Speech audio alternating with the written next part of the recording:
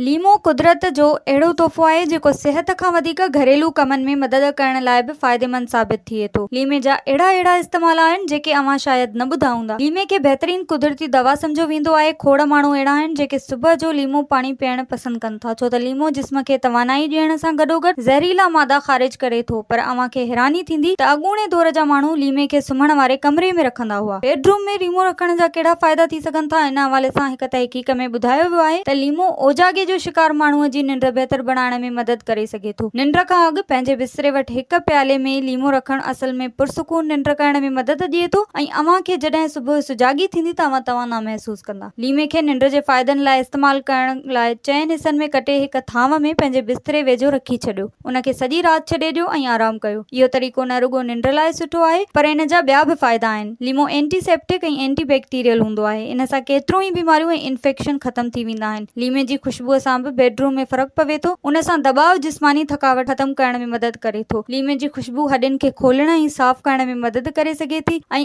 उन्हनि माण्हुनि जी बि मदद करे सघे थी जेके साह जी तकलीफ़ में मुब्तला हूंदा आहिनि। हीउ खंघ ज़ुकाम लाइ बि मददगार आहे, जंहिंसां साह खणण में सवलाई थींदी आहे। लीमो अव्हां जे कमरे में हवा जे मयार खे बहितर बणाइण लाइ मददगार आहे। राति जे वक़्तु हिकु लीमो मच्छरनि या ॿियनि जीतनि खे भॼाइण में मदद करे सघे थो, जॾहिं त मौसमी एलर्जीअ जे मसइलनि जो शिकार माण्हू बि कमरे में लीमो रखी आराम करे सघनि था। हिन सां बेड में थींदड़ बू बि ख़तम थी सघे थी। अव्हां लीमे खे खाई बि सघो था। लीमे सां पोढ़ाइप ख़िलाफ़ मज़ाहमत थिए थी। हिन में केतिरा ई वाइटामिन्स ऐं मादनियात शामिल हूंदा आहिनि। लीमो पेरनि जी सोज खे ख़तम करण में मदद करे थो। हीउ रत साफ़ करे थो ऐं रत जी ख़राबीअ में मुब्तला माण्हुनि लाइ मददगार आहे। चहिरे ते मोहीड़नि या दागनि खे ख़तम करण लाइ बि लीमो खाई सघिजे थो।